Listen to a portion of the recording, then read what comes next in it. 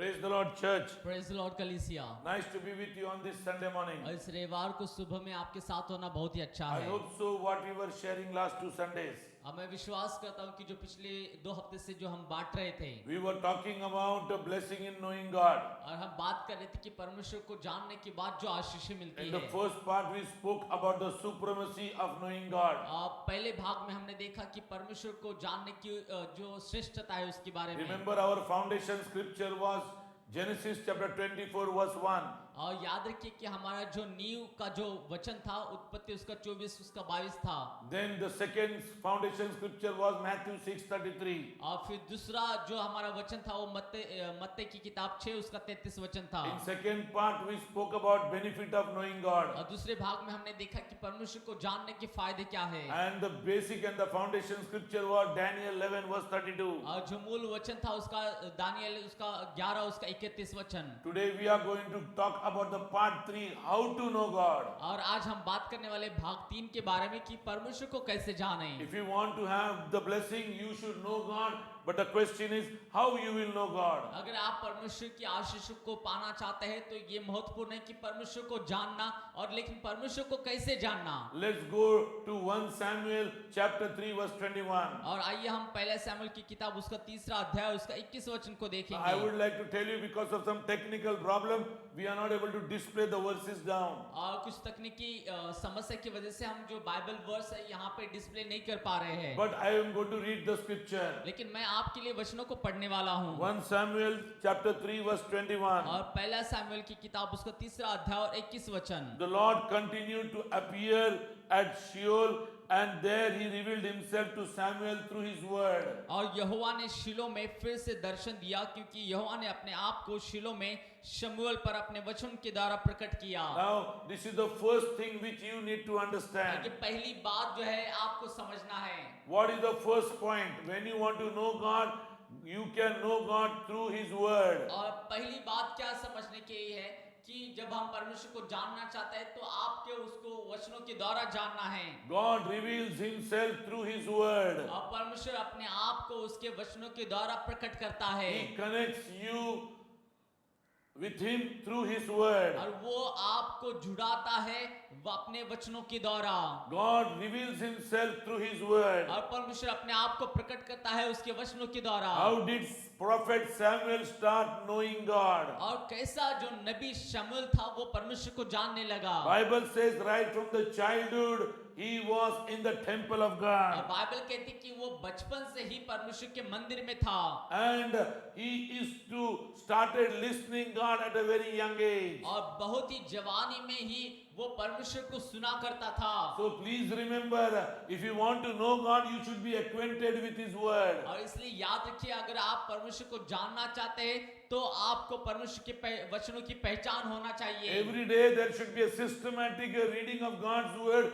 Only one scripture can be sufficient for the day, such that God can reveal himself to you. और हर दिन परमेश्वर के Bible का अध्ययन करना जरूरी है ताकि परमेश्वर वचनों के द्वारा आपको प्रकट करे। I would like to tell you, there are people who read word but they don't have revelation. मैं आपको बताना चाहता हूं कि कुछ लोग हैं जो बाइबल को पढ़ते हैं लेकिन उनके पास प्रकाशन नहीं होता है। Yes, now we will go to the second point, how to know God. और हम दूसरी बात को देखेंगे कि परमेश्वर को कैसे जाने। Let's turn our Bible to 2 Corinthians chapter 3 and verse 18. और दूसरा कुरिन्थियों उसका 3 उसका 18 वचन को हम देखेंगे। Where Apostle Paul is mentioning something that if you want to know God, you need to be in prayer. और जहाँ पे पौलुस कुछ बातों को बताता है कि अगर आप परमेश्वर को जानना चाहते हैं तो आपको कुछ बातों को करना है। You need to be in prayer. और आपको प्रार्थना में होना है। Now I want to tell you, prayer is the place where God can be revealed and you can know him. अब मैं आपको बताना चाहता हूँ कि प्रार्थना एक ऐसी जगह है जहाँ पे परमेश्वर आपको प्रकट हो सकता है और जहाँ पे आप परमेश्वर को जान सकते हैं। I am talking about 2 Corinthians chapter 3 और हम बात करें दूसरा कुरिन्थियों की किताब 3रा अध्याय 18 वचन के बारे में। and verse 18. We are reading it in Hindi. और हम हिंदी में इसे पढ़ रहे हैं। परंतु जब हम सबके उघाड़े चेहरे से प्रभु का प्रताप इस प्रकार प्रकट होता है जिस प्रकार दर्पण में, तो प्रभु के द्वारा जो आत्मा है हम उसी तेजस्वी रूप में अंश अंश करके बदलते जाते हैं। Listen, I am reading what Apostle Paul is saying. और सुनिए जो मैं पढ़ रहा हूँ जो अपॉस्तल प्रेरित कहता है। And we who unveiled faces, all reflect the glory, Lord's glory, are being transformed into his likeness with ever increasing glory, which comes from the Lord, who is the Spirit.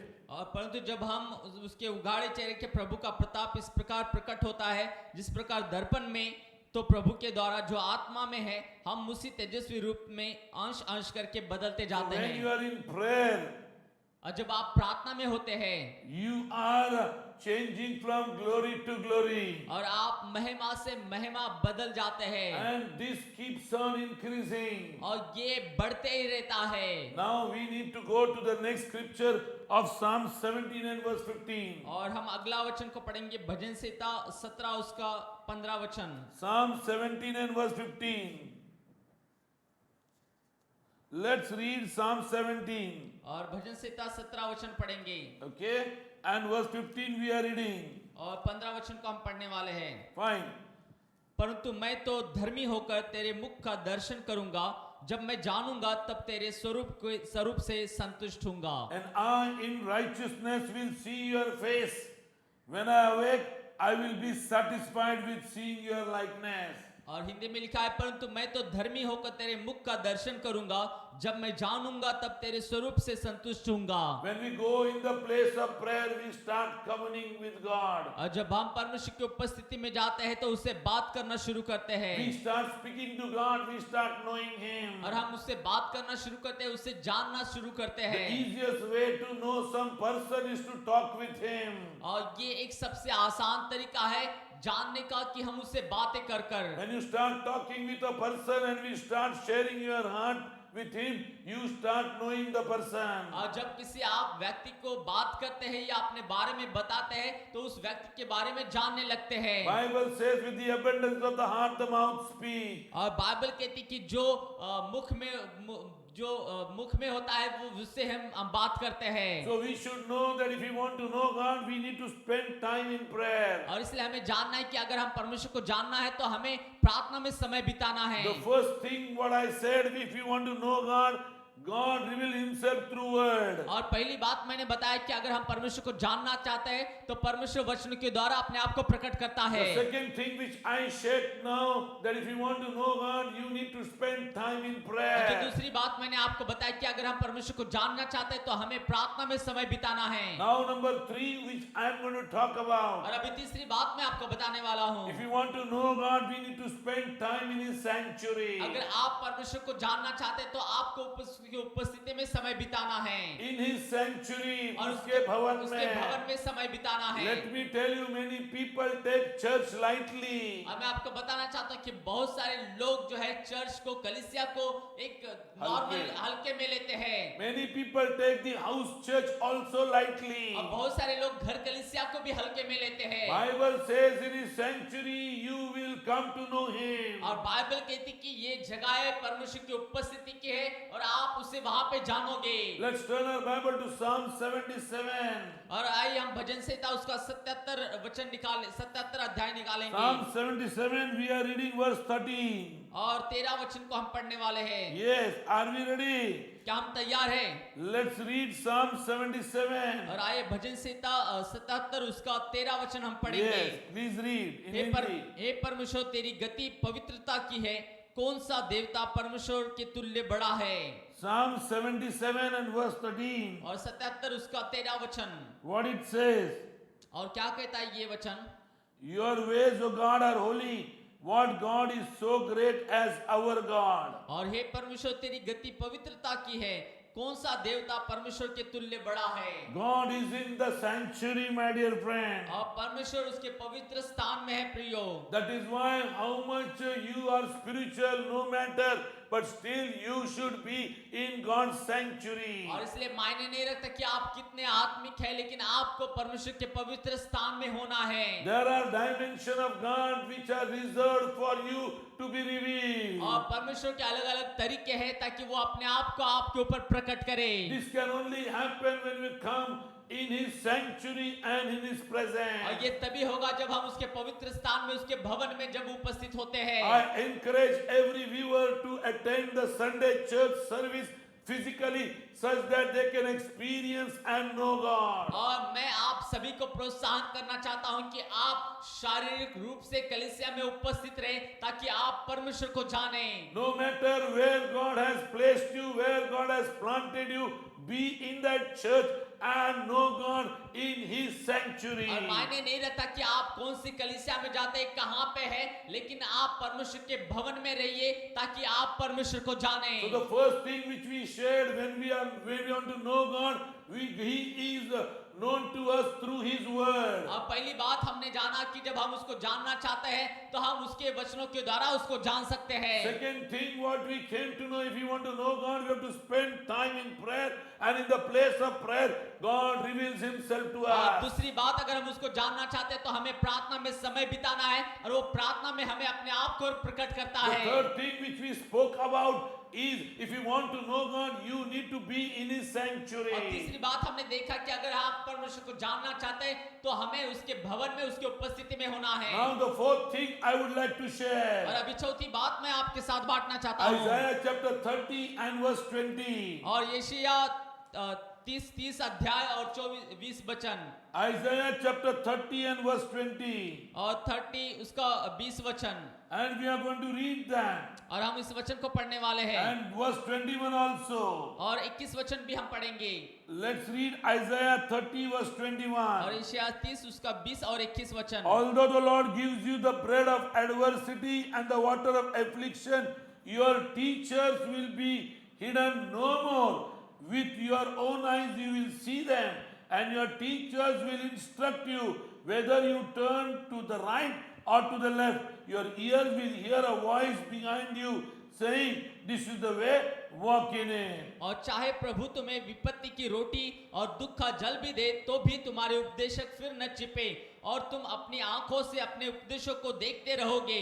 और जब कभी तुम दाहिनी और बाई और मुड़ने लगो तब तुम्हारे पीछे से यह वचन तुम्हारे कानों में पड़ेगा, मार्ग यही है, इसी पर चलो। What God is saying in Isaiah 30:20. और क्या परमेश्वर कर रहा है यशायाह उसका 30 20 21 में? The Lord will instruct you through His instructors. और परमेश्वर आपको उपदेशक देगा उसके उपदेशों के द्वारा।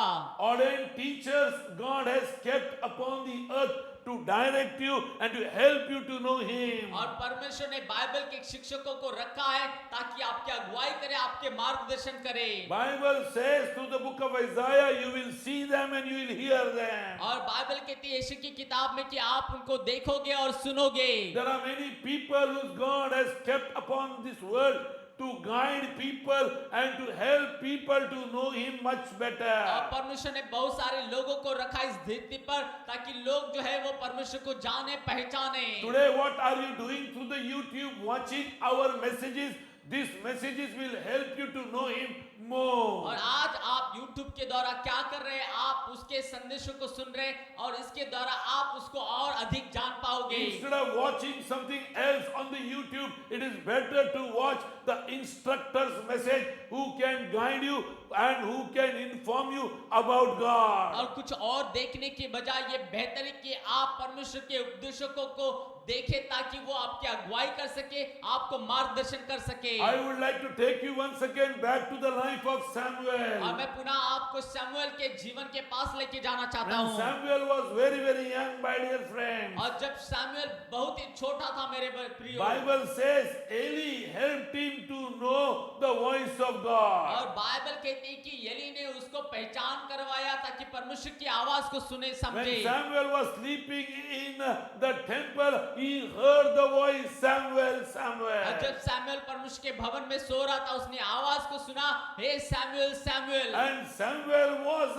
waking up and watching. No one was around him. और सैमुअल जो है उठकर वो देखने लगा लेकिन कोई भी उसके चारों ओर नहीं था। 2 times this happened. Every time he went to Eli. और 2 बार ऐसा हुआ और 2 ही बार वो एली के पास गया। Eli was a senior man who was the priest in the temple who had heard God's voice many times. और एली जो था वो परमेश्वर का याजक था और जिसने बहुत बार परमेश्वर की आवाज को सुना था। Samuel had never heard the voice voice of God. Samuel ने कभी भी परमेश्वर की आवाज को नहीं सुना There was a था। big question mark before Samuel, who is calling him when nobody is seen around. और एक बड़ा सवाल था सैमुअल की कि कौन उसको बुला रहा है जबकि आसपास कोई नहीं है उसके पास। But he went to Eli and asked Eli, Master, did you call me? और वो जाकर एली को पूछता है कि स्वामी क्या आपने मुझे बुलाया? My dear friends, instructors are needed such that you can hear the voice of God and get to know the direction. और मेरे प्रिय उपदेशकों की जरूरत है ताकि आप परमेश्वर की सूचना को प्राप्त करें, उसके मार्गदर्शन को प्राप्त करें। Who is the instructor in your life? और कौन है उपदेशक आपके जीवन Who में? is the teacher in your और life? आपके जीवन में शिक्षक कौन Who है? will take you closer to और God? जो आपको परमेश्वर के नजदीक लेके Who जाएगा will help you to know God? और जो आपको परमेश्वर को जानने के लिए मदद करेगा। I would like to tell you in 2nd Chronicles chapter 26 verse 5, King Uzziah was instructed by Zechariah. और मैं आपको बताना चाहता हूं कि जो दूसरा इतिहास की किताब 26 अध्याय में लिखा है, King Uzziah was instructed by prophet Zechariah. और जो उज्जिया राजा था वो जकरिया नबी के द्वारा सूचना दिया गया था। He was in a panic state. और वो बहुत ही भयभीत स्तर पर था। He was not knowing what to do. और वो नहीं जान पा रहा था कि उसे क्या करना है। God gave him success because he followed the instruction of prophet और Zechariah. परमेश्वर ने उसको सफलता दिया क्योंकि वो नबी जकरिया की बातों को जानता था। In those days, God kept prophets. और परमेश्वर उन दिनों में नबियों को रखा करता था। Now also prophets are existing. Now also teachers are existing. Now also pastors are existing. And evangelists are there.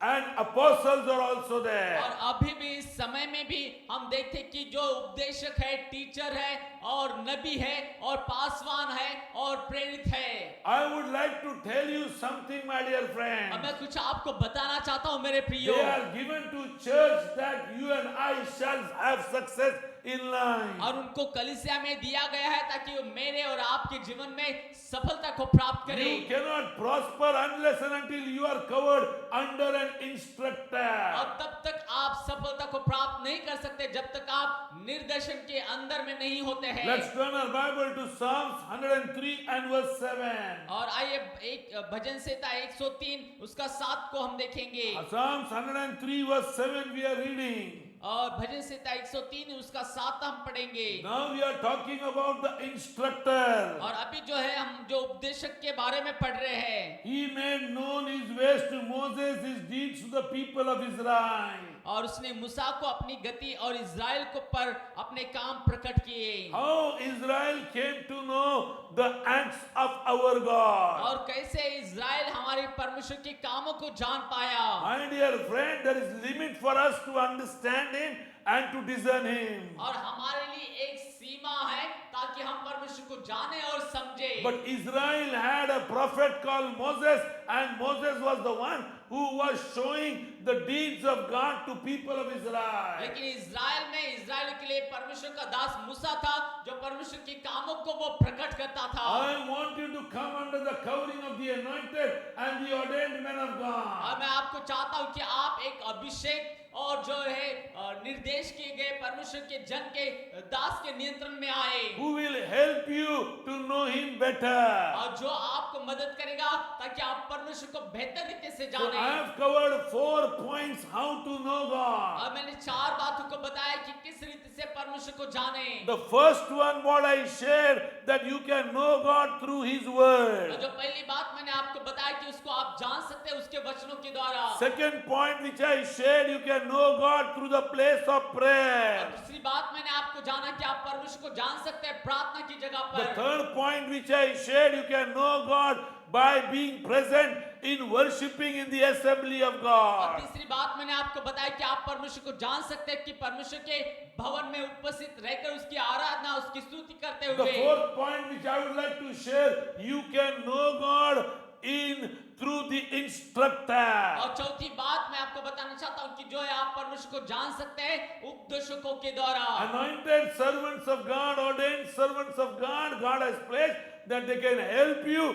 to know Him and you can come closer to Him. और अभिषेक और नियुक्त किए गए दास परमेश्वर ने नियुक्त किया है ताकि आप उसको उसके द्वारा जाने। The fifth point, which is my last point, I would like to और share. जो पांचवी बात और जो अंतिम बात मैं आपको बताना चाहता हूँ, John chapter 15, verse 26. और यूहन्ना उसका 15 उसका 26 वचन। Let's open our Bible to John chapter 15, verse 26. और आइए हम अपने बाइबल को निकालेंगे, यूहन्ना उसका 15 अध्याय उसका 26 वचन को आप पढ़ेंगे। It is very clear, it is the one who is the Holy Spirit. और ये बहुत ही स्पष्ट है यहाँ पे कि कौन है पवित्र आत्मा। John chapter 15, verse 26. और यूहन्ना 15 उसका 26 अध्याय 26 वचन। Yeah, we are reading it. And when the counselor comes, whom I will send to you from the Father, the Spirit of truth, who goes out from the Father, he will testify about me. परंतु जब वह सहायक आएगा जिसे मैं तुम्हारे पास पिता की ओर से भेजूंगा, अतः सत्य का आत्मा जो पिता की ओर से निकलता है, तो वह मेरी गवाही देगा। That is why you should remember the Spirit of truth will reveal truth to you. और इसलिए हमें याद रखना है कि जो आत्मा है, पवित्र आत्मा है, वो परमेश्वर के फलों को आपको प्रकट करेगा। सत्य की आत्मा, very very important that you know the truth, and the truth is about Jesus और ये Christ. बहुत ही जरूरी है कि आप सत्य की आत्मा को जानना, और जो सत्य है वो प्रभु यीशु मसीह है। That is why he said, I will give you a counselor. और इसलिए उसने कहा कि मैं आपको सहायक दूंगा। He said, I am giving you a teacher. और वो कहते हैं कि मैं आपको शिक्षक दे रहा And हूँ, that is the Holy Spirit. और वो पवित्र आत्मा है। After Jesus has left, the Holy Spirit has taken over. और यीशु मसीह जाने के बाद पवित्र आत्मा आ चुका है। Let's turn our Bible to the next scripture, 1 Corinthians chapter 2, verse 9. और पहला कुरिन्थियों 9 उसका What eyes have not seen, what ears have not heard, the Spirit of God can reveal unto us. और जो जिन आंखों ने नहीं सुना है, कानों ने नहीं सुना है, आंखों ने नहीं देखा है, वो बातों को परमेश्वर प्रकट करेगा। However, as it is written, no eye has seen, no ears has heard, no mind has conceived what God has prepared for those who love Him, but God has revealed it to us by His Spirit. और जो परमेश्वर से प्रेम करते हैं वो उन बातों को जानेंगे जो जिन आंखों ने नहीं देखा है, जिन कानों ने नहीं सुना है, या जिनके चित्त में नहीं आया है, क्योंकि जो परमेश्वर अपने प्रेम करने वालों के ऊपर प्रकट करेगा। What God has prepared for those who love Him shall be only revealed through His Spirit. और परमेश्वर जिनसे प्रेम करता है उनके ऊपर उसकी आत्मा के द्वारा ही इन बातों को प्रकट करेगा। परमेश्वर ने जिनके साथ प्रेम करता है उनके लिए बहुत सारे बातें बना कर रखी है, और ये कौन कौन सी बातें हैं, ये परमेश्वर उसके आत्मा के द्वारा प्रकट करेगा। आंख नहीं देख सकेगा, कान नहीं सुन सकेंगे, वो मन में नहीं आएंगे, इसीलिए परमेश्वर की आत्मा उन सारे बातों को प्रकट करेगी।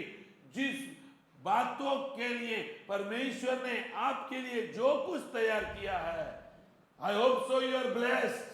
मैं विश्वास करता हूं कि आप आशीर्वादित हुए I हैं। hope so you are coming to know about God. और मैं विश्वास करता हूं कि आप परमेश्वर के बारे में जान पा रहे हैं। I would like to tell you something, my dear मैं friend, आपको कुछ बताना चाहता हूं प्रियो। that you and I need to know Him. अब मुझे और आपको उसको जानना है, We need to go much more deeper. और हमें और भी गहराई में जानना है। The Spirit searches all things, even the deep things of और God. जो आत्मा है सारी बातों को ढूंढता है और परमेश्वर की गहराई को भी ढूंढता है। And you can go deeper and deeper, deeper and और deeper.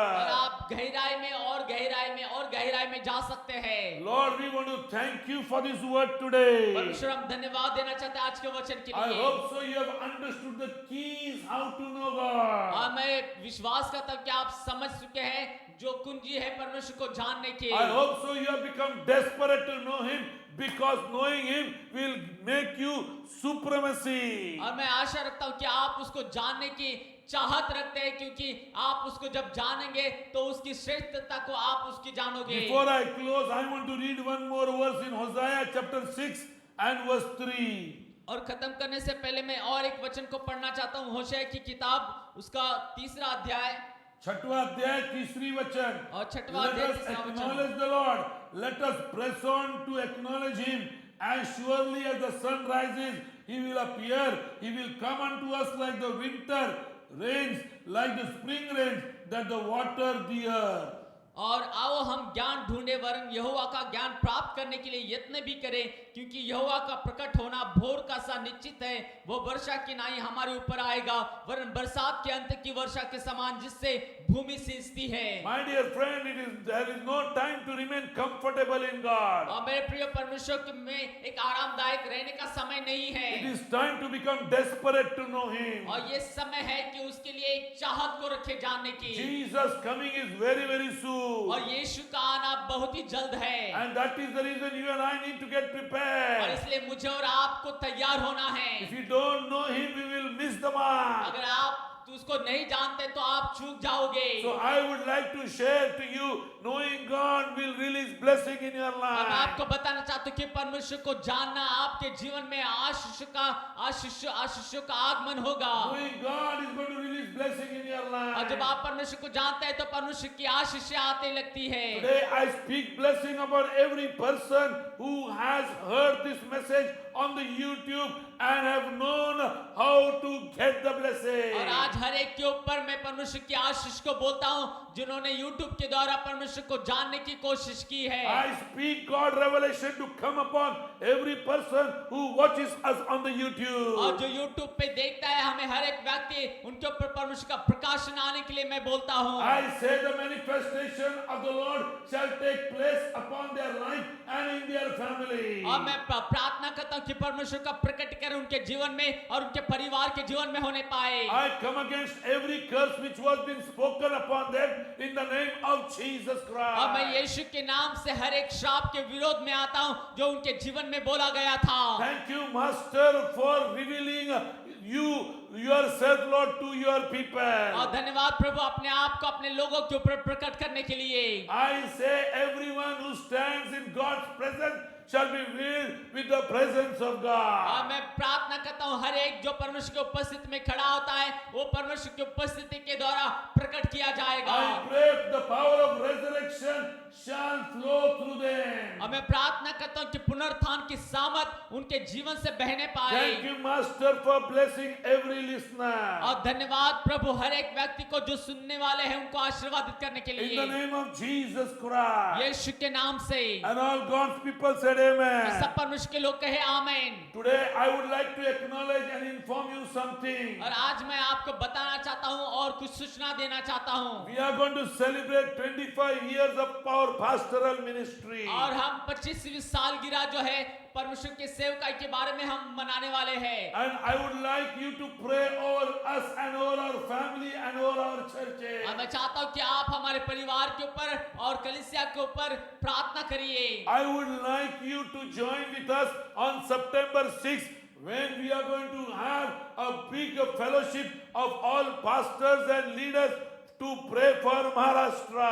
मैं चाहता हूँ कि आप हमारे साथ जुड़े सितंबर 6 को जहाँ पे हम पूरे महाराष्ट्र के लिए सब पासवान और कलीसिया मिलकर प्रार्थना करने वाले हैं। Maharashtra is going to go in election very soon. और महाराष्ट्र है बहुत ही जल्द चुनाव में जाने वाला है। And for that we are all going to come together. और उसके लिए हम सब एकत्रित आने वाले हैं। I pledge you and I pray that you will be there to pray for the state of Maharashtra. So in this coming election, the right government will be placed. मैं विनती करता हूँ कि आप जो है उस प्रार्थना सभा में 6 सितंबर कर रही है ताकि सही जो है परमेश्वर चुनाव में चुन के लेके आए It व्यक्ति is को। at Sidco Exhibition Center near Vashi Railway Station, Navi और Mumbai. ये सिडको एग्जीबिशन सेंटर जो वाशी रेलवे स्टेशन है वहां पे होगा। We are believing to gather more than 5,000 people. और हम विश्वास करें कि 5,000 से भी अधिक जमा हम वहां A पे होंगे। senior man of God is going to